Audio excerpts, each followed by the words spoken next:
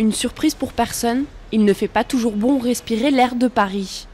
Selon les derniers relevés de la RATP, en sous-sol, la pollution serait jusqu'à 10 fois plus présente, seulement quelques marches plus bas. Voilà ce à quoi ressemble la pollution dans les tunnels du métro. Voilà ce que nous respirons toute la journée. Patrick Rossi est un ancien conducteur de train. Devenu syndicaliste, il tire la sonnette d'alarme.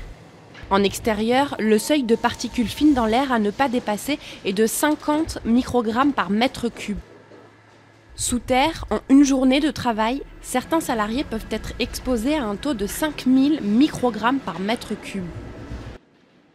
C'est 100 fois plus. Pour nous, c'est inacceptable.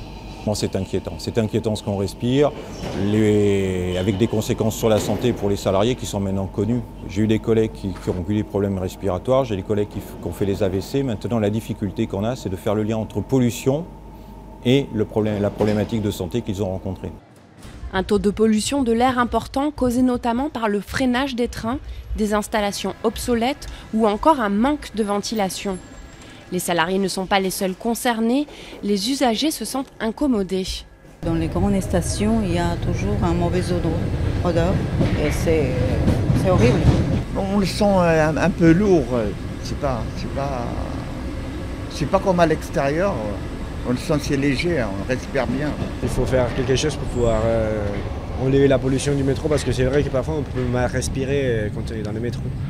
Selon l'étude de l'Agence nationale de sécurité sanitaire, les salariés exposés aux particules fines pourraient à long terme connaître des problèmes respiratoires.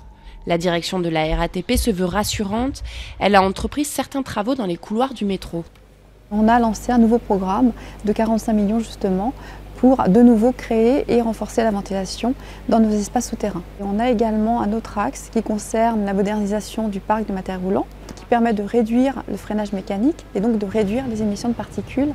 Des actions jugées encore insuffisantes par les syndicats. Ils ont demandé à rencontrer Nicolas Hulot, le ministre de la Transition écologique, et n'ont pour l'heure reçu aucune réponse.